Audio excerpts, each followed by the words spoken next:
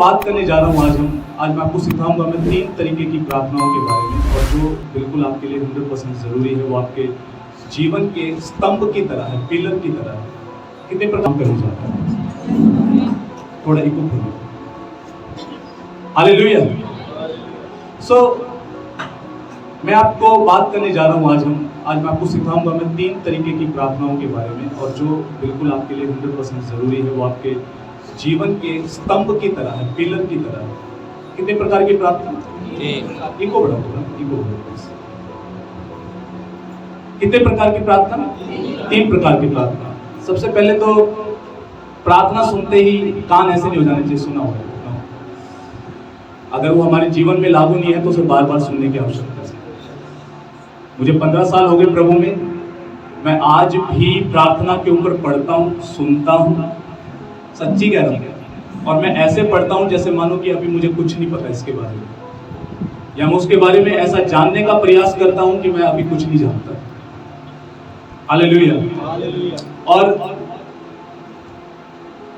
अगर आप परमेश्वर का वचन खोल के देखेंगे तो आप देखेंगे कि हर एक जो प्रभु का जन है बाइबल के अंदर, जो भी महान व्यक्ति हुए हैं, चाहे स्वयं प्रभु यीशु मसीह थे, आप देखोगे कि यीशु मसीह खुद प्रार्थना करने वाला एक व्यक्ति था, और उसने अपने चेलों को भी प्रार्थना करना उसने सिखाया।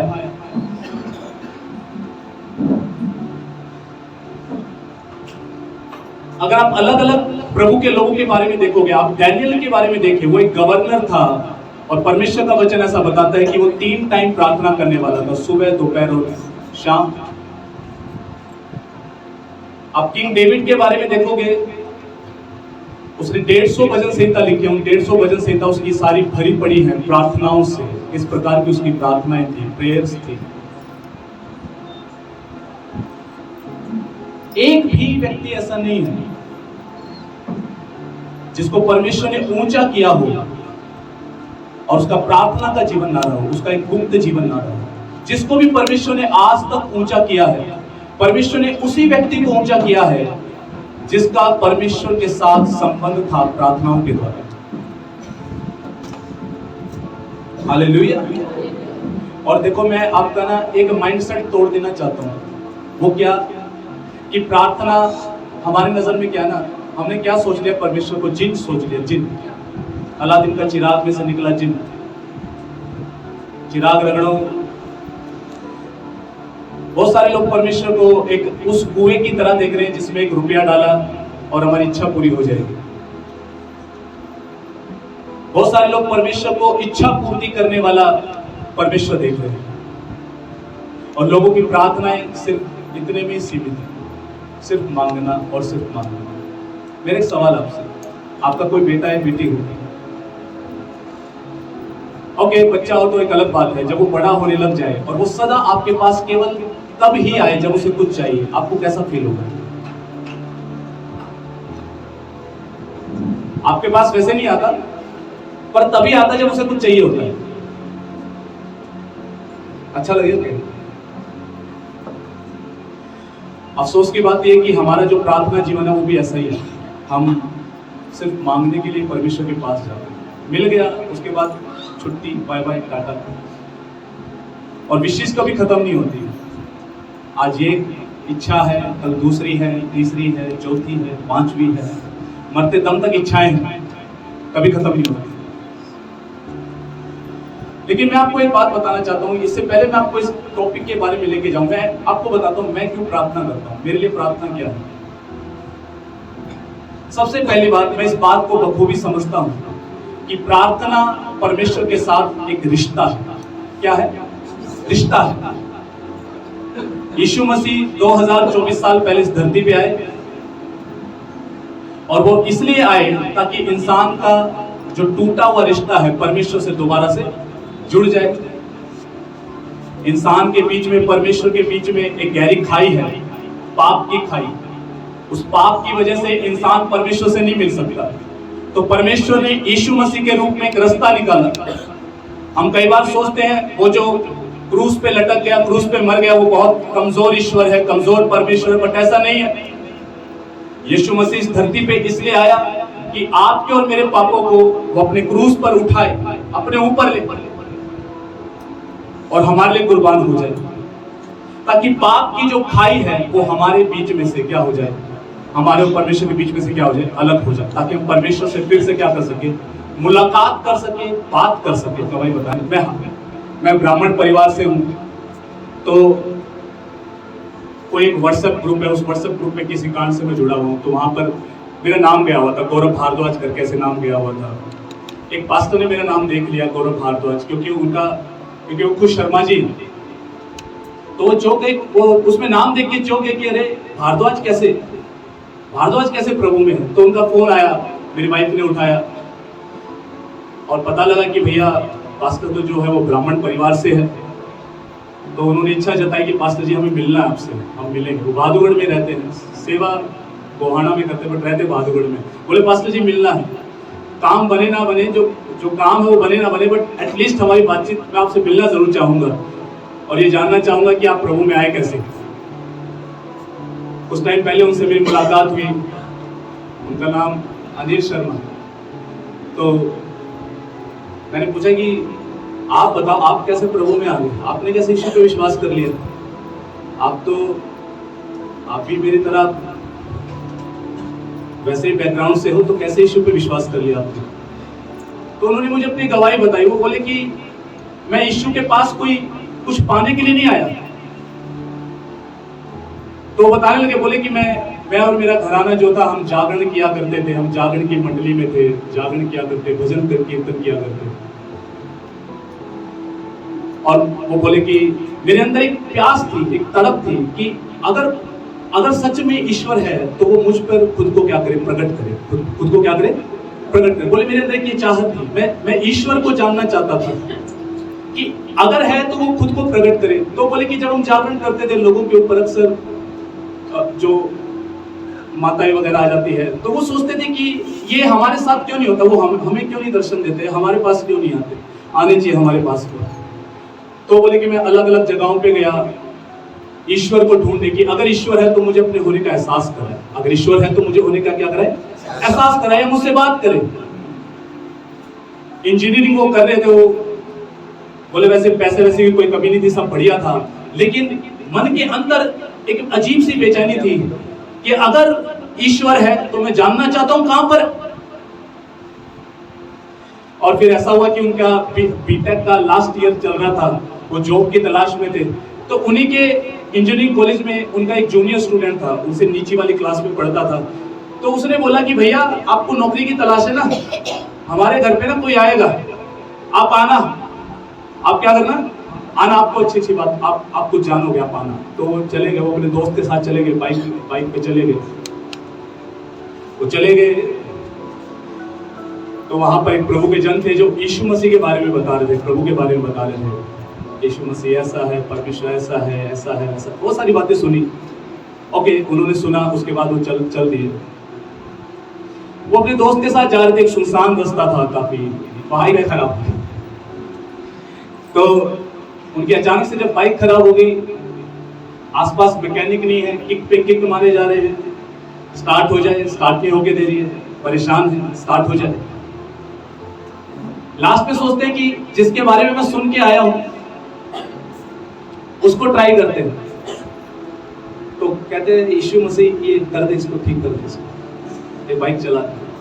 ये कहने के बाद एक किक मारते हैं, तो क्या होता है, बाइक स्टार्ट हो जाती है, छूट जाते हैं। तो कहते हैं, वो बताते हैं, वो मेरा पहला अनुभव था कि यार ये तो कमाल हो गया, इतनी देर से मैं बाइक चालू करे जा रहा था, एक बार बोलती बाइक स्टार्ट हो गई। ओके, वो उनका एक अनुभव था। उसके बाद वो बोले कि कुछ समय के बाद उनका दिल्ली आना हुआ और संडे था उस दिन, और उनके मन में था कि चलो आज चर्च अटेंड करके देखेंगे, कलिशा टाइम कैसा होता है, चर्च कलिशा कैसी होती है, वहां जाएंगे। तो वो जाते हैं दिल्ली में, एक चर्च में जाते हैं, वो बेसमेंट में वो कलिशा थी। वहां पर आए तो वहां पर लोग रो रहे थे, लोग चिल्ला रहे थे। तो उनके मन में आया, यार ये तो सब हमारे, हम जागरणों में जाते हैं, वहां भी होता है, लोग रोते हैं, वहां पे भी लोग चिल्ला रहे होते हैं, इसमें हमें फर्क क्या, कोई फर्क नहीं है। तो बोले कि मैं वहां जाके भी बहुत निराश हो गया, क्योंकि बोले मेरे अंदर एक बेचैनी थी कि अगर ईश्वर है तो अपने आप को प्रकट करे, अपने आप को दिखाए, अपने आप को जाहिर करे। उसके बाद गवाहियों का टाइम आया, एक आदमी खड़ा हुआ, वो गवाही देने लगा, बोले यीशु मसीह ने मेरे से बात की। अभी पीछे बैठे हुए सुन रहे, बोले कब बात करेंगे? मेरे को तो सुना भी नहीं कब बात की, मैं भी यहीं पे हूँ, कब आया हुआ? उनके मन में ये बात आ रही कि अगर उसने बात की है तो वो कहां पर है, मैं भी यहीं बैठा हूं। और उसके बाद फिर गवाही सुन के सब ताली बजाने लगे। पास्टर आए, बोले यीशु मसीह हमारा जीवित परमेश्वर है, वो जिंदा परमेश्वर है, वो अपने आप को प्रकट करने वाला परमेश्वर है, अपने होने का एहसास कराता है। और उन्होंने बोला कि जब उन्होंने बोला कि वो एहसास कराता है, तो मेरे अंदर एक चाहत जागी कि अगर वो एहसास कराता है तो मैं भी एहसास करना चाहता हूं। तो उन्होंने बोला यीशु अगर तू सच में है और ये व्यक्ति जो गवाही दे रहा है ये मेरे साथ होना चाहिए, तो मुझे भी एहसास करा। और उसके बाद जो है, थोड़ी देर के बाद उन्होंने अनुभव किया कि एक व्यक्ति आया जिसने उनको गले से लगा लिया, जैसे एक बाप अपने बेटे को लगाता है। और उन्होंने बोला कि मैं रोक नहीं पा रहा था खुद को, मैं रोए जा रहा हूँ, मेरे को नहीं पता क्या हो रहा है। अचानक से सारे पाप याद आने लग गए, उन पापों को लेकर मैं क्षमा मांगने लग गया। अंदर से हृदय बिल्कुल खाली हो गया, धुल गया। और मैं इतने ज्यादा प्यार से, बोले इतना प्यार मैंने जिंदगी में किसी से नहीं पाया जितना प्यार मैंने यीशु से उस दिन मैंने पाया। मेरे साथ, बोले कि मेरे साथ ऐसा अनुभव हुआ और मेरे को एहसास हुआ कि इतनी शांति में वहां से लेके गया और मेरे को एहसास हो गया कि सचमुच में यीशु मसीह जीवित परमेश्वर है जो अपने होने का एहसास करवाता है। प्यारे मित्रों, कोई भी परमेश्वर से, मैं सोचता था कि परमेश्वर से मिलना आसान नहीं है, बट आज प्रभु यीशु मसीह के द्वारा ये बिल्कुल संभव है कि हम परमेश्वर से मिल सकते हैं, उसे एहसास कर सकते हैं, उससे बात कर सकते हैं। वो हमारी सुनता है, वो हमसे बात करता है, जवाब देता है। हालेलुया। वो एक व्यक्ति है और प्रार्थना का मेन मकसद ही यही है कि उस व्यक्ति यीशु मसीह को, जो परम प्रधान का, जो परम परमेश्वर का प्रतिरूप है, हूबहू वैसा है, उसको जानना ही प्रार्थना का क्या है, विशेष उद्देश्य है। प्रार्थना सिर्फ मांगना नहीं, प्रार्थना सिर्फ इच्छा पूर्ति का एक साधन नहीं, बट हमें समझना पड़ेगा कि प्रार्थना है कि हम उस उद्धारकर्ता को, सृष्टिकर्ता को, जिसने हमें बनाया है, जिसने इस धरती पे रखा है, उसको हम जाने। परमेश्वर का वचन ऐसा बताता है, प्रभु यीशु मसीह स्वयं रात भर प्रार्थना करते थे, पिता के साथ समय बिताते थे। क्या वो कुछ मांगने के लिए जाते थे? नहीं, उनकी आदत थी पिता के साथ बैठने की। हालेलुया। मेरा एक सवाल है, आज अपने आप से पूछने की आवश्यकता है, मैं परमेश्वर को कितना जानता हूं? मेरे को प्रभु में आए हुए सालों हो गए होंगे शायद, बट मैं कितना यीशु मसीह को जानता हूं? क्या मैं उसकी आवाज को सुनना सीख गया हूं? क्या मैं उसकी आवाज को पहचानना सीख गया हूं? जब वो मुझसे बात कर रहा होता है, क्या मैं उसकी सुनता हूं या मैं अपनी चलाता हूं? हेलो, आप समझ पा रहे क्या मेरी बात को? ये प्रार्थना का मेन मकसद है। केवल इन्हीं बातों में मत खोए रहिए। संडे के दिन वो जो सामने जो खड़ा व्यक्ति है, वो हमारे लिए प्रार्थना कर देगा, अनॉइंटिंग ऑयल लगा देगा, अनॉइंटिंग वाटर लगा देगा, गुरु कृपा हो जाएगी, ऐसा हो जाएगा, वैसा हो जाएगा। और सालों साल लोग अपनी जिंदगी को ऐसे ही काट देते हैं, ये जाने बगैर कि अगर वो कलीसिया में आए थे तो वो आए क्यों थे। एक हस्बैंड वाइफ से भी मिला, बहुत दूर से थे, 2013 की बात है। किसी कलीसिया में वो आए, मुझे एक्साइटमेंट थी उनसे मिलने की, क्योंकि मैं एक्साइटेड इसलिए था कि उस टाइम में मैं प्रभु के लोगों को सुनकर बड़ा एक्साइटेड हो जाता था कि जानेंगे इनके बारे में, इनकी गवाही सुनेंगे, इस तरह की एक्साइटमेंट रहती थी। तो मैंने उनसे पूछा, आप यीशु पे विश्वास करते हो? बोले हाँ जी, हम तो बहुत सालों से विश्वास करते हैं।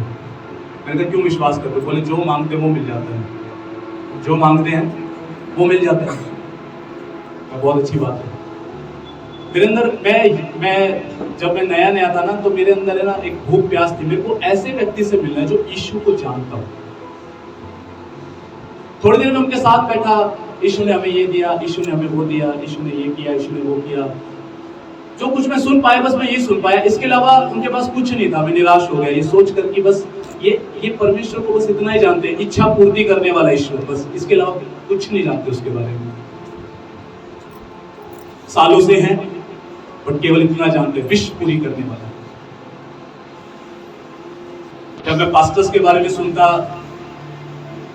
उसकी इतनी हजार कलिसियाएं हैं, उसके चर्च में इतनी भीड़ आती है, ये आता है, तो मैं परमेश्वर को अक्सर एक बात बोलता था, प्रभु अगर लोग मुझे जाने तो इस बात से ना जाने कि कोई बड़ी कलिसिया वाला पासवान है, मेरे को जाने तो इस बात से जाने कि मैं तुझे जानता हूं। और मैं आपको सच कह रहा हूं, बहुत कम लोग हैं जो सचमुच में परमेश्वर को जानते हैं। जानना ये नहीं है, जानना ये नहीं है कि किसी के बारे में पढ़ लिया। आप अमिताभ बच्चन को जानते हो क्योंकि आपने उसके बारे में पढ़ा है। आप अमिताभ बच्चन के बारे में जानते हो बट अमिताभ बच्चन को सच में नहीं जानते क्योंकि आप उसके साथ कभी उठे बैठे नहीं।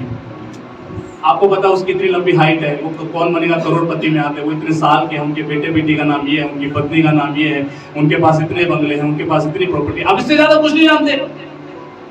उनकी क्या खूबी है, उनको क्या पसंद ना पसंद, आप इस बारे में नहीं जानते क्योंकि आप उनके साथ कभी उठे बैठे नहीं हो। आज बहुत सारे यीशु मसीह को इतना ही जानते, बस आया था 2024 साल पहले, मारा गया, गाड़ा गया, मुर्दों में से जी उठा, वो प्रार्थना सुनने वाला परमेश्वर, जीवित परमेश्वर से ज्यादा कुछ नहीं जानते। बात आपको इसलिए बता रहा हूं कि बहुत सारे लोग अपने जीवनों के अंदर यीशु मसीह को जानने के बाद भी जो है हारा हुआ और थका हुआ जीवन जी रहे। कारण पता है क्या है? कारण यही है कि प्रतिदिन का उनका परमेश्वर के साथ कोई संबंध नहीं है, रिलेशनशिप नहीं है। जब मैं परमेश्वर से बात करता हूं, मैं बिल्कुल ऐसे बात करता हूं जैसे एक दोस्त किसी से बात करता है, बिल्कुल दोस्त की तरह। परमेश्वर का एक जन किंग डेविड एक बात बोलता है कि मैं यहोवा के पास गया और मैंने अपना दिल उसके सामने उंडेल दिया। अपना दिल क्या किया? उंडेल दिया। आज बहुत सारे लोग अपना दिल नहीं उंडेलते परमेश्वर के सामने। वो उसे व्यक्ति समझकर उससे बात नहीं करते, अपनी बातों को शेयर नहीं करते। मैं उसे खुलकर शेयर करता हूं, अगर मेरे मन में कोई विचार है, अच्छा है या बुरा है, मैं खुल के बताता हूं। आज से नहीं, सालों से यही आदत है। एक दोस्ती है, एक रिश्ता है, मैं उसके बिना जी नहीं सकता, उसके बिना सच्ची में नहीं जी सकते। मैं तो नहीं जी सकता। मेरी जिंदगी में आज जो कुछ भी है वो यीशु मसीह की वजह से। मैं तो कई बार प्रभु को बोलता हूं, प्रभु मेरी शादी बनी हुई है तो केवल इस वजह से क्योंकि तेरे साथ संबंध है। संबंध ना हो तो शादी भी नहीं बनी रह सकती, मैं जानता हूं इस बात। उसके बाद जब उसके पास जाते ना, वो तो कुछ अलग ही है। जैसे एक बच्चा अपने बाप से मिलता है, अलग ही उससे, अलग ही होता है। सब कुछ उंडेल देना, सब कुछ कह देना, और वो असीम शांति और वो असीम आनंद और वो असीम प्यार हर दिन प्राप्त करना। और ये प्रभु चाहता है कि आप में से हर एक के साथ हर दिन हो। प्रार्थना परमेश्वर के साथ एक गहन संबंध के लिए। आपका जब संबंध होगा ना, तो मैं आपको बताता हूं क्या होगा। जब आंधी तूफान चलेंगे ना, आप शांत रहेंगे, आप चिंता में नहीं आएंगे। आपको ये पता होगा मेरा परमेश्वर जीवित है, सब संभाल लेगा, सब संभाल लेगा, वो जिंदा है। मैं हर दिन उससे मिलता हूं, हर दिन उससे बात करता हूं, मैं जानता हूं वो मुझे जानता है। अगर यीशु मेरी लाइफ में ना होता तो क्या होता, मैं बहुत अच्छे से जानता हूं। मैं तो सीवियर डिप्रेशन का शिकार था, या तो डिप्रेशन की गोलियां खा रहा होता, आज तक नशा भी कर रहा होता, साथ के साथ शादी हो गई होती तो पीट रहा होता अपनी पत्नी को, क्योंकि मुझे गुस्सा बहुत आता था, अत्यधिक अत्यधिक। तो आज आप बैठे हुए यहाँ पे सुन रहे हैं, ये जो भी है, ये जो कुछ भी है, ये है तो यीशु की वजह से। हेलो, आपको समझ आ रहा है क्या? नहीं तो भैया हम क्या है, तो कोई कुछ भी है। सच्ची में देखा जाए तो क्या है, वो है इस वजह से हम। हालेलुया, आप समझ पा रहे क्या? सो आपको मैं मकसद बताता हूँ। आपको प्रार्थना, कई लोग पूछते पास प्रार्थना नहीं होती, प्रेयर नहीं होती, ऐसा नहीं होता, वैसा नहीं होता, बट आप समझिए इस बात को, आपकी प्रार्थना सबसे पहले प्रभु से संबंध है। कभी उसके पास जाइए और उससे बात कीजिए। एक दिन की बात है, मैं आपको बहुत सारे किस्से बता सकता हूँ कि वो कैसे बात करता है, बहुत सारे किस्से बता सकता हूँ, लेकिन मैं 2-3 किस्से मैं आपको बताता हूँ। एक दिन मैं प्रार्थना में बैठा हुआ, शांत बैठा हुआ, लाइट वाइट बंद कर रखी थी, कोई डिस्ट्रैक्शन नहीं, और मैं परमेश्वर से बात कर रहा हूँ। मैं प्रभु को बोला, प्रभु मैं तुझसे मिलना चाहता हूँ, मैं तुझसे मिलना चाहता हूँ। फिर मेरा मन मेरे को एक बात बोल रहा, कह रहा कि तेरे अंदर तो ये कमी है, फलानी कमी है, ऐसी कमी है, वैसी कमी है, तो उससे कैसे मिल सकता है। तो काफी देर तक ये युद्ध चलता रहा। मैं प्यास के साथ बोल रहा हूँ, प्रभु मैं तुझसे मिलना चाहता हूँ। मेरा दिमाग दोषी ठहरा रहा है, तेरे अंदर ये कमी है, फलानी कमी है, तू कैसे मिल सकता उससे, तू उससे मिल ही नहीं सकता। हालेलुया। और मैं आपको बताऊं, एक धीमी सी आवाज उस दौरान आती है, बहुत धीमी सी, जिसने मेरे ऊपर छाप छोड़ दी। कई घंटों तक वो जब कोई बात करता है छाप छोड़ देता ना, किसी को कोई बात होती है हमारे ऊपर एक अलग छाप छोड़ देती, तो एक अलग छाप छोड़ दे। वो अलग छाप क्या थी? वो आवाज ऐसे थी, तू जैसा है मैं तुझसे वैसा ही प्यार करता हूं, तू जैसा है। और मैं आपको बताना चाहता हूं, आप जैसे हैं आपसे वो वैसा ही प्यार करता है। आप सोचते होंगे शायद वो मेरा उससे संबंध नहीं हो सकता क्योंकि मैं अच्छा नहीं हूं, मैं बुरा हूं या मैं बुरी हूं। बट मैं आपको बताना चाहता हूं, सबसे पहला प्रकटीकरण उसका यही है, मेरे बेटे मेरी बेटी, मैं तुझसे प्यार करता हूं, तू जैसा है मैं तुझसे प्यार करता हूं, तू मेरे पास है, मेरे लिए इतना ही काफी, तू मेरे पास आ गया है, इतना ही काफी है। मैं तुझे धो दूंगा, साफ कर दूंगा, तुझे नया बना दूंगा। आप जब परमेश्वर के वचन को जब आप पढ़ेंगे, आप एक बात को देखेंगे, बाइबल के अंदर एक व्यक्ति था जिसका नाम मूसा था, और उसके बारे में परमेश्वर ने ऐसा लिखा हुआ कि मैं तो उससे ऐसे बात करता हूं जैसे एक भाई से बात करता है। हालेलुया। सो प्राइमरी मोटिव क्या है प्रार्थना करने का? पहला मकसद क्या प्रार्थना करने का? पहला मकसद है परमेश्वर के साथ क्या? रिश्ता। परमेश्वर के साथ क्या? रिश्ता। जब प्रभु के साथ रिश्ता होगा, जब प्रभु को जानते होंगे, पहचानते होंगे, उसके साथ उठना बैठना होगा ना, तो ये जो रात को शैतान आके चारपाई हिला के जाता है ना, ये सब बंद हो जाएगा। बस जी चारपाई हिल गिरा, हिला के चला गया, हिलने बंद हो जाएंगे, आप हिलने बंद हो जाए, आप उसे हिलाओगे। हालेलुया। अगला मकसद क्या है? अगला मकसद मैं क्यों प्रार्थना करता हूं? मैं प्रार्थना इसलिए करता हूं, प्रार्थना मेरी जिंदगी के लिए, मेरे परिवार के लिए, इवन आप सबके लिए एक सुरक्षा का काम करती है। यानी कि अगर हम प्रार्थना में नहीं हैं, हम सुरक्षा से बाहर हैं। प्रार्थना में नहीं है तो हम किससे बाहर हैं? सुरक्षा से बाहर हैं। प्रार्थना एक सुरक्षा का काम करती है। आप सोचेंगे कि पास्टर कब सुरक्षा हुई ना? आपको नहीं पता कितने सारे आत्मिक अटैक से आप बचे रहते हैं, कितनी योजनाएं शैतान आपके लिए बना रहा होता है, आप बचे हुए, क्योंकि आप सुरक्षा के अधीन हैं। कई बार हमें क्या लगता है, हमें अपनी प्रार्थनाएं नॉर्मल लगती है, बट आपको नहीं पता वो कितने खतरों से आपको बचा रही है, कितनी बातों से आपको बचा रही है, कितनी अनहोनी घटनाओं से आपको बचा रही है। कुछ गलत आपके साथ या आपके परिवार में होना था या हो जाता, लेकिन प्रार्थना ने, आप प्रार्थना करने वाले थे, परमेश्वर ने प्रार्थनाओं के जरिए आपको बचा के रखा। आपको पता है ना, अमेरिका में 11 सितंबर को, शायद 2001 में, अगर मैं गलत नहीं हूं, टावर पे हमला हुआ था, वर्ल्ड ट्रेड सेंटर पे, और वो उड़ा दिया गया। उसके बाद एक न्यूज रिपोर्टर आती है और वो एक सवाल करती है बिली ग्राहम की बेटी से, तुम बड़ा यीशु मसीह का प्रचार करते हो, तुम परमेश्वर का बड़ा प्रचार करते हो, कहां है तुम्हारा परमेश्वर? इतनी बड़ी घटना घट गई, इतने लोग मर गए, तुम्हारे परमेश्वर ने बचाया क्यों नहीं? उनकी बेटी ने क्लियर बोला, तुमने परमेश्वर को स्कूल में जो प्रार्थनाएं होती थी उसमें से निकाल दिया, तुमने परमेश्वर को कॉलेज में जो प्रार्थना होती थी उसमें निकाल दिया, जॉब्स में, कंपनियों में शुरुआत पहले परमेश्वर का नाम लेके होता था, प्रार्थनाओं से होता था, तुमने वो प्रार्थनाएं बंद कर दी। तुमने अपने जीवन के हर क्षेत्र से परमेश्वर को निकाल दिया। तुम क्या सोचते हो परमेश्वर जेंटलमैन है क्या? वो तुम्हारे बीच में आएगा?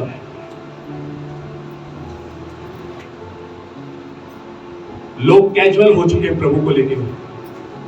बहुत सारे लोग रो रहे अपने बच्चों को लेके, पता है क्यों?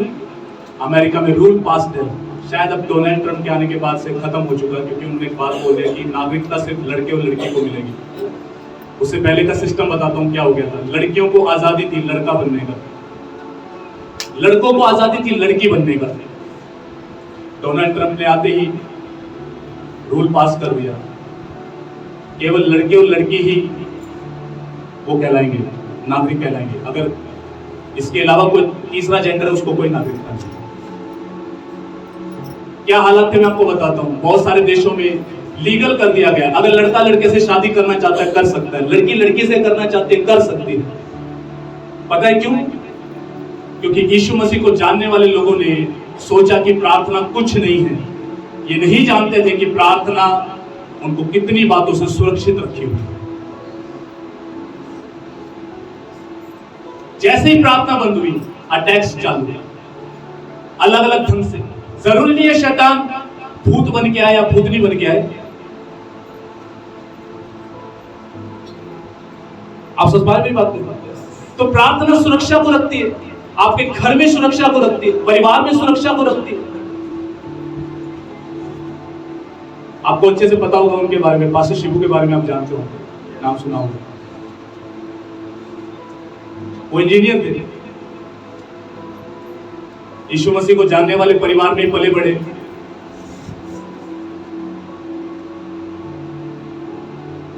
और 6 साल प्रभु को उन्होंने छोड़ दिया, बहुत ज्यादा माइंडेड, बहुत ज्यादा तेज दिमाग, और उस लेवल पे आगे जहां पे उन्होंने सोचा कि मैं साइंस से प्रूव करूंगा इस दुनिया में कोई परमेश्वर नहीं है, साइंस से प्रूव करूंगा।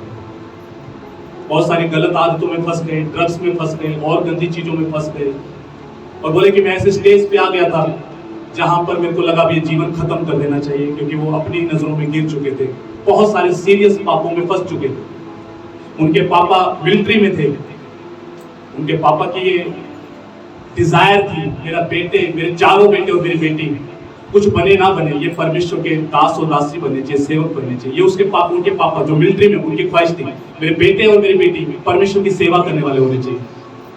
उनके पापा को पता था मेरा बेटा पीछे जा चुका है, अब वो सुनता नहीं है, वो मानता नहीं है, लेकिन बाप ने प्रार्थना करनी बंद नहीं की, हमेशा प्रार्थना करते थे। उनके पिता की प्रार्थनाएं उनको लौटा कर लेकर आए। जब वो एक शाम को ऑफिस खत्म होने के बाद एक कमरे में गए, सुसाइड करने का प्लान किया, ये जिंदगी किसी काम की से खत्म कर देना चाहिए। उसी टाइम यीशु की आवाज आती है, जिस जिंदगी को बर्बाद समझ रहा है, खराब समझ रहा है, ये जिंदगी मुझे दे दे, मैं इस्तेमाल करूंगा। हेलो, यस, आपको कुछ समझ आ रहा है क्या? प्रेयर सुरक्षित रखती है बहुत बातों से, आपके रिश्तों को, आपके बच्चों को सुरक्षित रखती है। प्रेयर, प्रार्थनाएं। एक प्रार्थना करने वाला व्यक्ति जयवंत जिएगा, जयवंत जिएगा। प्यारे मित्रों, जयवंत जिएगा। हालेलुया। मैं ये बात आपको क्यों बता रहा हूं? मुझे हर दिन ऐसा लगता है हम कुछ जानते नहीं है प्रेयर के बारे में, प्रार्थना के बारे में। अभी तो बहुत जानना बाकी है।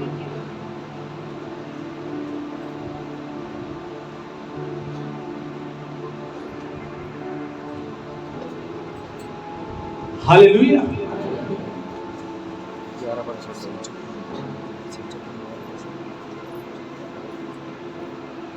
बोले प्रार्थना मेरे जीवन में सुरक्षा को लेकर आती है। बोले प्रार्थना मेरे जीवन में सुरक्षा को लेकर आता है। पड़ोसी को बोलिए प्रार्थना तेरे जीवन में सुरक्षा को लेकर आता है। अच्छा, एक बात और मैं आपको समझाता हूँ। पता है मेरे अंदर क्या सवाल, ध्यान से सुनना। आपने कई बार नोट किया होगा, आपने सभी ने नोट किया होगा, मैं तो बहुत नोट किया उस बात को, आपने भी नोट किया होगा। मान के चलो आपने 4-5 दिन, सप्ताह भर आपने प्रेयर नहीं किया, प्रार्थना नहीं किया, ज्यादा दिन चले गए, तो आपने कभी ऐसा नोट किया कि आप पहले जैसे हो, आपका स्वभाव चिड़चिड़ा, गुस्सा आना, आपको लग रहा है यार मैं पहले जैसा था मैं वैसा ही हो गया, लगता है ऐसा? एक दिन मैं प्रभु को पूछने लगा, मैं कहा प्रभु ऐसा क्यों होता है? चेंज तो परमानेंट है ना, चेंज तो परमानेंट है। ये सिस्टम क्या है कि 4-5 दिन प्रेयर ना करो पहले जैसे हो जाते हैं, वही स्वभाव आ जाता है। तो पवित्र आत्मा ने बुद्धि दी। एक सवाल पता क्या था? अगर मेरे बगैर तू प्रतिदिन अच्छा जीवन जी लेता है, क्या तुझे प्रतिदिन मेरी जरूरत महसूस होती है?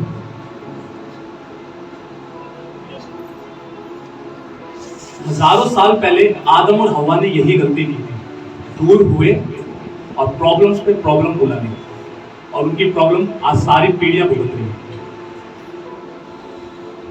कुछ समझ आ रहा है क्या? अगर उसके बगैर हर दिन अगर जयवंत जीवन जीना पॉसिबल होता, हम यीशु को पूछते भी नहीं। मैं आपको सच कह रहा हूं।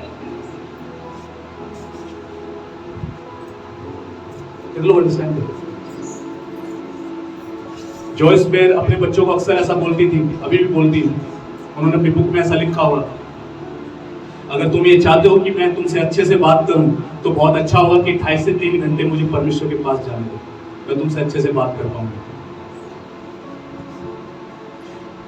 अगर वो अच्छे से बात नहीं करते तो उनके बच्चों को अच्छे से पता होता है, मम्मी आप प्लीज जाओ, आप जाओगे तो ही आप हमसे अच्छे से बात कर पाओगे। हेलो, कुछ समझ आ रहा है क्या? इसलिए मेरे लिए प्रेयर डेली पॉसिबल है। मेरी वाइफ को भी अच्छे से पता है, मेरा मूड अगर ऑफ हो, खराब हो, मैं चिड़चिड़ा होकर बात करूं तो वो सीधा एक ही बात बोलती है, आप एक काम करो, जाओ प्रेयर कर लो, जाओ। हेलो, कुछ समझ आ रहा है क्या? रिश्तों को सुरक्षित रखती है प्रार्थना। आप छोटी छोटी बातों का बुरा नहीं मानते, आप क्षमा कर देते हो। अगर प्रेयर नहीं है तो मैं आपको बताता हूं क्या होगा। एक उधर पलट के बैठा, एक उधर पलट के बैठा।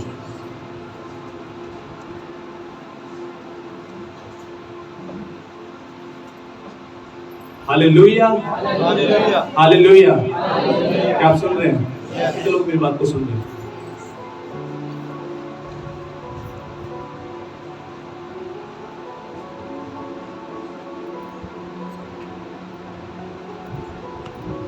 बहुत सारे खतरे हैं जिनको आप नहीं जानते, आप आने वाले दिन को नहीं जानते, आपके साथ कौन सच्चा नहीं है आप नहीं जानते। आपने हो सकता है कि दोस्ती के नाम पे आपने ऐसे लड़के लड़कियां पकड़ लो जो आपको लगते हो ये बढ़िया दोस्त है। प्रार्थना बताती है कौन आपका सच्चा दोस्त है, कौन आपका दोस्त नहीं है। मैं आपको एक बात बताता हूं, मैंने इस बात को ऑब्जर्व किया। आप प्रार्थना शुरू करो, गलत लोग आपकी जिंदगी से जाने चालू हो जाए। जो कहने में दोस्त है बट पीछे कुछ पकड़ रखा है, चाकू पकड़ रखा है। हालेलुया। तीसरी बात, तीसरा पॉइंट, मैं क्यों प्रार्थना करता हूं? मैं प्रार्थना इसलिए करता हूं, यीशु मसीह ने बोला प्रार्थना करो कि तुम परीक्षा में ना पड़ो। प्रार्थना करो कि तुम किस में ना पड़ो? परीक्षा में ना पड़ो। अब ध्यान से सुनना, कई लोग है ना, कई बार पता है क्या बोलते हैं? बोलते हैं अगर मैं नहीं कर पाया कोई बात नहीं, यीशु तो जानता है, दिल को जानता है। ये बात जब बोलते हैं तो ऐसा लगता है कि मानो कि हम प्रार्थना करके उस पर एहसान कर रहे हैं, बल्कि वो ये कह रहा है कि प्रार्थना करो कि तुम परीक्षा में ना पड़ो। कहने का मतलब क्या? वो हमारे भले के लिए बोल रहे हैं कि भैया करने से मेरा भला नहीं, तुम्हारा भला है, तुम बचे रहोगे परीक्षाओं से। क्या अगर इंग्लिश में हम ट्रांसलेट कर देंगे, इंग्लिश में लिखा हुआ है प्रार्थना करो कि तुम टेम्पटेशन में ना पड़ो। टेम्पटेशन का मतलब होता है किसी को उकसाना। क्या करना? उकसाना। तो प्रभु कह रहा है प्रार्थना करो कि तुम उकसाई में ना हो।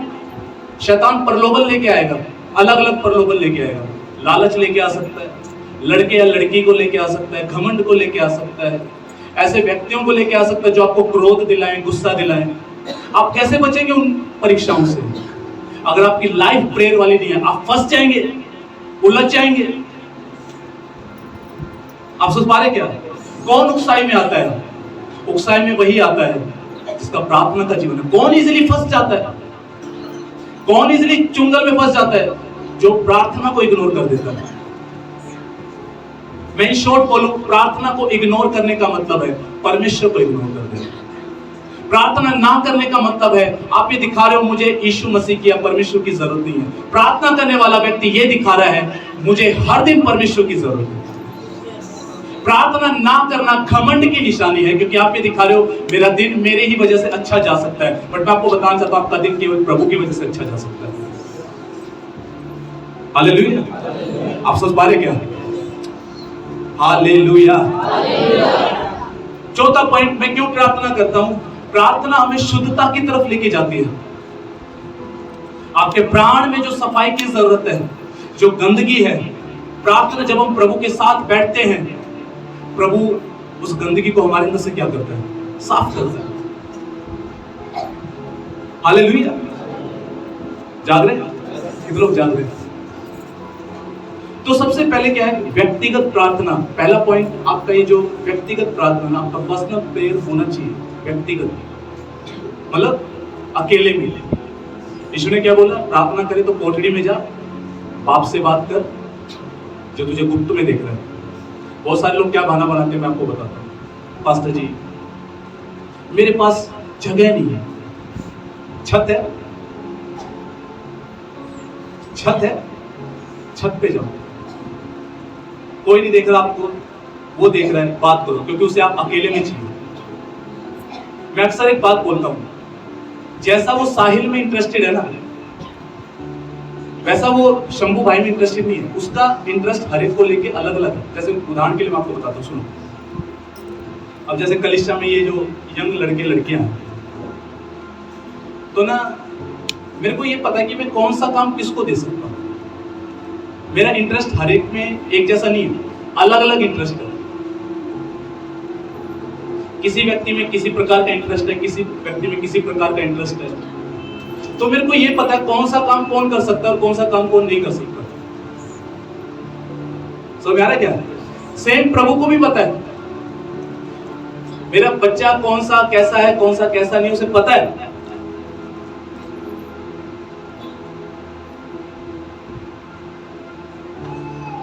हालेलुया। आप में से हर एक पे वो अपने आप को प्रकट करेगा। वैसा नहीं करेगा जैसा मुझ पे किया। आपसे वो हो सकता है आप पे अलग तरीके से खुद को प्रकट करे। सेकंड बात को सुनेगा। दूसरा पॉइंट है आपकी फैमिली प्रेयर। कैसी प्रेयर? Family prayer.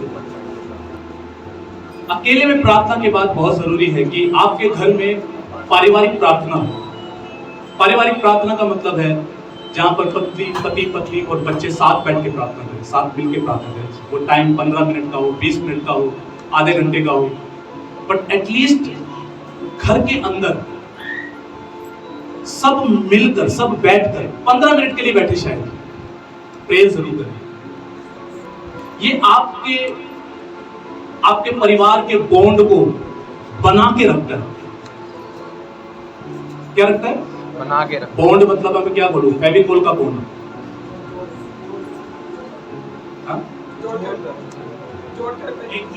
हाँ, वो आपको क्या करके रखेगा? बना के रखेगा। बहुत सारी फैमिलीज के ऊपर आक्रमण पता है क्यों होते हैं? क्योंकि पारिवारिक प्रार्थना नहीं है घरों के अंदर।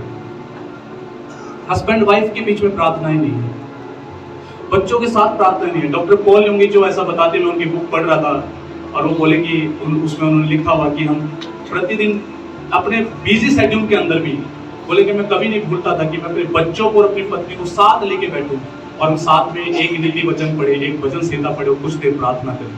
बोले इससे मेरी फैमिली जिंदगी भर मेरे साथ बनी रही, मेंटेन रही। मेरे बच्चों ने मेरी हमेशा मानी, सुनी। और ये मिसिंग है आज कलिसियाओं में, लोगों के जीवनों में मिसिंग है। लोग इसे महत्व नहीं समझते।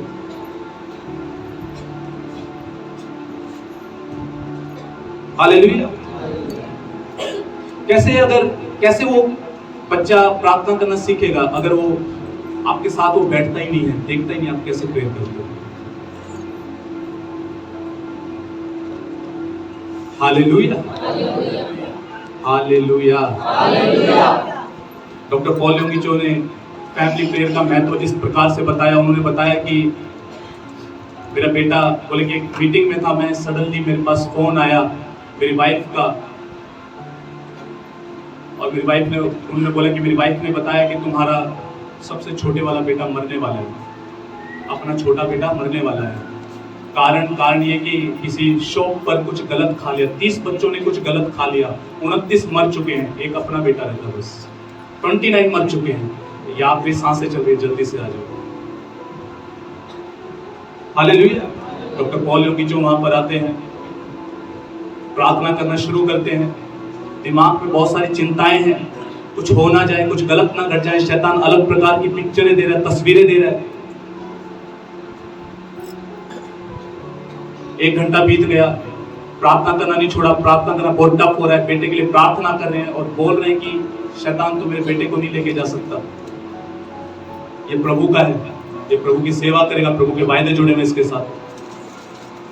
आधा घंटा और प्रेयर किया, 2 घंटे बीत गए, लगातार घोषणाएं कर रहे हैं, लगातार मुंह से बोल रहे हैं मेरा बेटा जिएगा और प्रभु के कामों का वर्णन करेगा। तीसरा घंटा जब चालू हुआ, बोले कि वो जो जितना भी भारीपन था सब चला गया। जैसे वो भारीपन गया, बोले शांति आ गई, बेटा बच गया। आप सोच पा रहे क्या? लोग अंडरस्टैंड करें इस बात को। हालेलुया। प्रेयर आपको, मैं आपको बताना चाहता हूं, स्वर्ग में ना सब रिकॉर्ड होता है। Everything is recording. आपकी प्रेयर्स भविष्य, आपको पता है एक चीज जो आप अपने भविष्य में भेज सकते हो ना, वो आपकी प्रेयर्स है जो भविष्य में जाएंगे। मैं आज घंटों प्रार्थना उपवास क्यों करता हूँ? उसका रीजन ये है, मैं इन्वेस्टमेंट कर रहा हूँ। जैसे हम इन्वेस्टमेंट करते हैं, ऐसे ही मेरे को पता है कि मैं प्रेयर और उपवास जो कर रहा हूँ, ये मेरी इन्वेस्टमेंट है, मेरी इन्वेस्टमेंट है। ये भविष्य में जा रही है, ये फल लेकर आएगी, फ्रूट्स लेकर आएगी, ये फ्यूचर में जा रही है, आपके फ्यूचर को बदल रही है, चेंज कर रही है, खतरों को टाल रही है, काट रही है। आपकी प्रार्थनाएं वेस्ट नहीं है, आपकी प्रार्थनाएं वेस्ट नहीं है। हालांकि झगड़ा रहता है, प्रेयर्स को शामिल करो, लेके आओ प्रार्थनाओं को, प्रार्थनाओं को लेके आओ अंदर, अपने घरों में लेकर आओ, अपने जीवन में लेके आओ, माहौल को बदलना चालू करो, लगातार प्रार्थना करना चालू करो। बच्चे नहीं सुन रहे, प्रार्थनाओं को चालू करो, क्योंकि शैतान है जो ऐसा कर देता है। प्रार्थनाएं करना चालू करो, माहौल को बदलो। घरों में प्रभु की उपस्थिति बढ़ेगी जब आप प्रेयर्स बढ़ाएंगे, आराधना बढ़ाएंगे, स्तुति बढ़ाएंगे, घर के माहौल को बदलना चालू करें, जब शैतान के माहौल को उखाड़ के फेंक दें। हालेलुया। अपने घरों में माहौल, कई लोग बोलते हैं हमारे घर में हमें डर लगता है, शैतान आ गया, शैतान हमारे घर में। अरे मसीहों के आप डर। एक भाई अभी कुछ दिन पहले मेरे पास आया, बोले पास्टर जी एक घर लेना है, वहां पे हमने सुना दुष्ट आत्मा। मैंने कहा प्रभु के बंदे होकर दुष्ट आत्मा की परवाह करोगे? आपको तो सोचना भी नहीं चाहिए, ले लो, जाओ, वो दुष्ट आत्मा में भाग जाएगी। उनके पड़ोस में कोई भगत नहीं होगी, वो साधना वगैरह करती होगी। वो आई, वो जब वो घर देखने गए तो वो आई, वो उनको बोली कि तुम जैसे आए ना, मैंने देखा एक आत्मा थी, वो ना रसोई में घुस गई तुम्हारे आते। मैंने कहा अभी रसोई में घुसी है, बाद में बाहर भी जाएगी, ले लो घर को। हालेलुया। याद रखना, आपके अंदर पवित्र आत्मा है, आप अपने घर की ज्योति हो, जगत की ज्योति हो, अपने कस्बे की ज्योति हो, शहर की ज्योति हो, गांव की ज्योति हो, देश की ज्योति हो, आप नेशंस की ज्योति हो। आपको अंधकार से डरने की जरूरत नहीं है। प्रार्थना को उठाना चालू करो, ऊंची आवाज में घोषणा चालू करो, आराधना शुरू करो, घर के माहौल को बदलो, शैतान को स्टेज पे मत लाने दो, चिंताओं को हैवी मत होने दो, भारी मत होने दो। आपका परमेश्वर जीवित है, छुड़ाने वाला है, वो छुड़ा लेगा। मैं आपको एक बात बताता हूँ, क्लियर, बहुत क्लियर बताता हूँ। प्यारे मित्रों, फिक्र करना बंद करो, बिल्कुल फिक्र मत करो। जिसने आपको बुलाया है, जिसने आपका हाथ पकड़ा है, मैं जब आपके लिए प्रेयर करता हूँ, मैं एक ही बात बोलता हूँ, प्रभु मेरे नहीं तेरे, मैं नहीं लेके आया, तू लेके आया, तूने हाथ पकड़ा है। और मैं पता प्रभु क्या बोलता हूँ, प्रभु ना तो मुझे अपनी ग्रिप पे भरोसा कि मैं किसी को पकड़ के रख सकता हूँ, ना मुझे उस व्यक्ति की ग्रिप पे भरोसा है, मुझे तेरी ग्रिप पे भरोसा, तू पकड़ के रख सकता है। हालेलुया। कोई अगर हाथ से छूट रहा है तो मेरे मन में एक ही बात आती है, भैया मेरी ग्रिप किसी को नहीं पकड़ सकती, उसकी ग्रिप पकड़ के रखती है। आप हर जगह नहीं जा सकते किसी के साथ, वो हर जगह जा सकता है। उसको में आ रहा क्या? कोई गड्ढे में जा भी रहा होगा ना, आप गड्ढे से नहीं बचा सकते, वो उस गड्ढे में उतर भी सकता है, कैच भी कर सकता है, निकाल भी सकता है, उठा भी सकता है। कौन सी बात को शामिल करना फैमिली में? बोले पारिवारिक प्रार्थना। क्या आप शामिल करेंगे? क्या आप 15 से 20 मिनट देंगे? अपने बच्चों को बिठाएंगे? क्या हस्बैंड एंड वाइफ बैठ के प्रार्थना करेंगे? चाहे वो सुबह का समय हो, चाहे वो रात का समय हो, जिसमें आपको लगता है कि हम इस टाइम पे सब एकजुट हैं, इकट्ठे हैं, बिल्कुल फैमिली प्रेयर मत छोड़िए, प्रार्थना मत छोड़िए। याद रखना, अपने बच्चों के लिए प्रार्थना कभी मत छोड़िए, बिल्कुल भी। याद रखना, मैं आपको बताना चाहता हूँ, एक बहन के 16 बच्चे थे, 16 बच्चे। तो एक बहन के 16 बच्चे थे। आदत थी, प्रार्थना करने वाली थी, रात को सबके लिए प्रार्थना करती थी, सर पे हाथ रख के, प्रभु इसके भविष्य को तेरे हाथों में सौंपता। 15 का क्या हुआ मैं नहीं जानता, 16 ने दुनिया को हिला दिया। नाम है रेनाल्ड बोंके। पूरी दुनिया को हिला दिया। 16 में से एक ने पूरी दुनिया को हिला दिया। उसकी माँ की प्रार्थनाओं ने एक ऐसे व्यक्ति को बनाया। आपकी प्रार्थना आपके बच्चों के भविष्य को सुरक्षित रखेगी, उनकी मैरिज लाइफ को सुरक्षित रखेगी। आपकी प्रार्थना, यार मैं आपको बताना चाहता हूँ, सुनना ध्यान से। अभी 3 तारीख को मेरा बर्थडे है, तो मेरी मम्मी ने मेरे को एक नया पर्स दिया, नया बटुआ दिया, और मेरी वाइफ को बोली कि ये गौरव को दे देना और ये हमेशा भरा रहेगा। तो मैंने बोला ठीक है, मम्मी ने बोले तो भरा ही रहेगा। मैंने रिसीव कर लिया, ग्रहण कर लिया। पता है क्यों? क्योंकि मैं जानता हूँ पेरेंट्स की, माँ बाप के मुंह से निकला हुआ शब्द वास्तव में प्रोफेटिक वर्ड है, एक बड़े भविष्यवक्ता से भी बढ़कर है। वो जो बोल रहे हैं, हालेलुया, कितने लोग अंडरस्टैंड कर रहे हैं? आपकी प्रेयर से, मैं आपको बताना चाहता हूँ, आपकी प्रार्थनाएं, जो पेरेंट्स हैं, आप अपने बच्चों पे अधिकार रखते हो, अथॉरिटी, आपकी प्रार्थनाएं, आपके मुंह से निकले हुए शब्द बहुत कीमती है, बहुत ज्यादा कीमती है। आज जो बोलोगे ना, आपके बच्चे वही बनेंगे, वही देखेंगे, जो वही देखेंगे, वही। यस, वो ब्लेस, आप बोलेंगे आज से, वो ब्लेस होंगे, वो प्रॉस्पर होंगे, वो अच्छा जीवन जिएंगे, वो यीशु का नाम रोशन करेंगे, आपका नाम रोशन करेंगे। यस, आप घोषणा करेंगे, वही होगा, वही होगा। वो नहीं होगा जो शैतान चाहता है। आपके शब्द आपके बच्चों का भविष्य चेंज कर देंगे। चल, हालेलुया। प्रतिदिन बोलना चालू करें, मेरा बेटा, मेरी बेटी उज्जवल भविष्य को देखेंगे, ये पढ़ेंगे लिखेंगे। हालेलुया, ये पढ़ेंगे लिखेंगे, इनका भविष्य उज्जवल है, ये ब्लेस्ड है, इनकी मैरिज लाइफ अच्छी होगी, ये अच्छा जीवन जिएंगे, इनको अच्छा जीवन साथी मिलेगा। कम ऑन चर्च, आप विश्वास करते हैं? आपके शब्द जो आप उन पर रिलीज कर रहे हैं, आज रिलीज कर रहे हैं, वो उनको बदल देंगे, उनकी किस्मत बदल देंगे, उनका जीवन बदल देंगे, उनकी लाइन बदल देंगे। मैं अनगिनत ऐसी गवाहियां बता सकता हूं जिनके माँ बाप ने अपने बच्चों के लिए प्रार्थना की, उन्होंने अपने बच्चे के भविष्य को बदल दिया अपनी प्रार्थनाओं से, अपनी घोषणाओं से, अपने शब्दों से।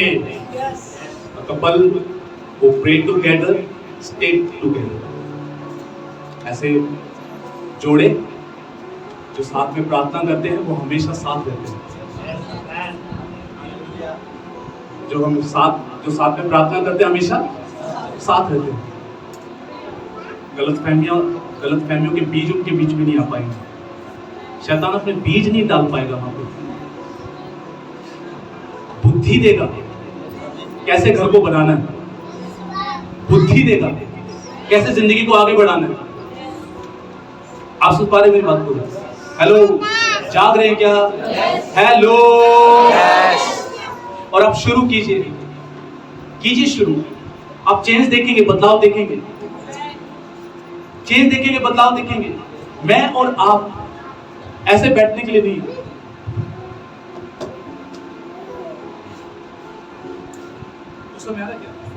प्रॉब्लम आने के बाद मैं और आप ऐसे बैठने के लिए नहीं। मैं और आप खड़े होने के लिए, मैं और आप शैतान का सामना करने के लिए, प्रार्थनाओं में डांटने के लिए, शैतान की योजनाओं को बांधने के लिए है। झुकने के लिए हम तैयार नहीं हैं, हम उठने के लिए हैं, चीजों को चेंज कर देने के लिए हैं, बदलाव लाने के लिए हैं। हालेलुया। रोना नहीं, धोना नहीं। मैं ऑलरेडी कुछ संडे से बताता रहा हूं, मानसिकता बदली, बेचारों वाली मानसिकता नहीं, रोने वाली मानसिकता नहीं, परेशानी वाली मानसिकता नहीं। याद रखना, आप हो कौन, आपके अंदर कौन बैठा है, आपको क्या दिया गया, ये याद रखना हमेशा। लास्ट तीसरा पॉइंट जो आपके जीवन का स्तंभ है, पिलर है, वो बहुत इंपॉर्टेंट पिलर है, वो है कलीसिया के साथ मिलकर प्रार्थना करना। कलीसिया के साथ मिलकर प्रार्थना करना। मैं आपको बताना चाहता हूं कि कलीसिया के साथ मिलकर प्रार्थना करना जो ना, बहुत ज्यादा प्रभावशाली है। पता है क्यों प्रभावशाली है? देखो, मान के चलो आप खड़े हो जाओ, आप खड़े हो जाओ, इधर देखिए ध्यान से। एक मेरा विश्वास है, मेरे अंदर अधिकार है। एक इसका विश्वास है, इसके अंदर अधिकार है। आप भी आ जाओ। एक विषय पे, एक पहाड़, मान के चलो एक विषय को एक पहाड़ की तरह ले लो। एक पहाड़ को एक अकेला बंदा तोड़ रहा है, और एक पहाड़ को ये 3 जने, हम 3 मिलकर तोड़ रहे हैं। मेरा एक सवाल है, कौन सा पहाड़ जल्दी टूटेगा? 3 वाले ना। आप सोचो, जहां पे 15-20 लोग एक ही विषय पे फोकस होकर प्रार्थना कर रहे हैं, उसके रिजल्ट जल्दी आते हैं, उसके रिजल्ट जल्दी आते हैं। यहां पे हम पढ़ते हैं, फिर से पढ़ूंगा, ये सब कई स्त्रियों और यीशु की माता मरियम और उसके भाइयों के साथ एक चित्त होकर, हाँ जी, क्या कैसे होकर, बोलो एक चित्त होकर, कैसे होकर, एक चित्त होकर। यही दिक्कत आज, एक चित्त एक मन नहीं हो पाते। और कहानी तो आपने पढ़ी है, एक बाप जो मरने वाला था 4 भाइयों को बुलाता है, चारों के बीच में एकता नहीं थी, क्या करता है, टंडियां मंगवाता है, एक को तोड़ के दिखा देता है, 2 को तोड़ के दिखा देता है, फिर कहता है चारों को इकट्ठा करके बांध दो, चारों को इकट्ठा करके बांध देते, फिर कहता है तोड़ो, टूटती है वो, कहता है एकता की यही ताकत है। कितना सिंपल एग्जांपल बचपन में दिया जाता है, लेकिन आज दिक्कत क्या है, आज कलीसिया एक चित्त एक मन होने को तैयार नहीं है। आप समझ पा रहे क्या, एक चित्त एक मन होने को तैयार नहीं है। छोटी छोटी बातों पे कई बार हम नाराज होते हैं, शिकायतें होती हैं, ठोकरें होती हैं। आज जो साथ मिलके जो प्रार्थना करने वाले हैं, वही एक दूसरे को देखकर खुश नहीं और साथ में प्रेयर कर रहे हैं, कैसे प्रार्थना प्रभावशाली होगी। हेलो, आप जाग रहे क्या मैं आपको बताना चाहता हूँ, प्रेरितों के काम जो कलीसिया थी ना, बहुत प्रभावशाली कलीसिया थी, अत्यधिक प्रभावशाली, आम बात नहीं है। पतरस जेल में बंद है, लिखा है कलीसिया एक चित्त होकर लो लगाकर प्रार्थना कर रही थी पतरस के लिए। बाइबल ऐसा बताती है, परमेश्वर को स्वर्गदूत भेजने पड़े और पतरस को आजाद करवा दिया। आज कोई प्रॉब्लम आ जाए, कलीसिया सो जाती है। किसी व्यक्ति पे कोई प्रॉब्लम आ जाए, कलीसिया सीरियस नहीं लेती, प्रार्थना नहीं करती उस व्यक्ति के लिए। हेलो, आप जाग रहे क्या? कितने लोग जाग रहे हैं? कितने लोग मेरी बात को समझ रहे हैं? लेकिन मैं आपको बताना चाहता हूँ, जब हम इकट्ठे एक साथ होकर प्रार्थना करते हैं, एक बार की कितनी सारी, मैं आपको बताना चाहता हूँ कि कितनी सारी ऐसी प्रार्थनाएं हैं जिन विषयों पे हमने मिलकर प्रार्थना किया। कई सारे विषय हर एक को पता भी नहीं होते, कई सारी बातें कलीसिया के हर एक को नहीं पता होती, हम जानते हैं, हमें पता है। कितने ऐसे टफ विषय हैं जिन पे एक मन के साथ कुछ लोगों को बताया प्रार्थना के, उसके रिजल्ट आए। आपके लिए बहुत ज्यादा जरूरी है कलीसिया। एक जगह ऐसा लिखा हुआ है कि वो सब इकट्ठे हुए सिंगल पर्पस के लिए। किसके लिए? सिंगल पर्पस, मतलब जब वो प्रार्थना के लिए आ रहे हैं तो उनके मन में एक उद्देश्य है कि हमें इस विषय को लेकर प्रार्थना करना है। आज प्रार्थना करने वाले शुक्रवार को प्रार्थना में आएंगे, कई लोगों के मन में ऐसा होता है 5 घंटे कब बीतेंगे। तो कोई शादी का विषय लेके बैठा है, कोई बच्चों का विषय लेके बैठा है, कोई बिजनेस का विषय लेके बैठा है, ये नहीं जानते हुए कि भैया इस वक्त आप कलीसिया में हो और सिंगल पर्पस पे होके फोकस करके एक मन के साथ एक विषय पे प्रार्थना करो, रिजल्ट आएगा। तो ये बहुत मजबूत स्तंभ है कलीसिया के। ये ना दिखने वाले स्तंभ है, बट बहुत ज्यादा मजबूत है, प्रभावशाली, क्रियाशील, कार्य करने वाले।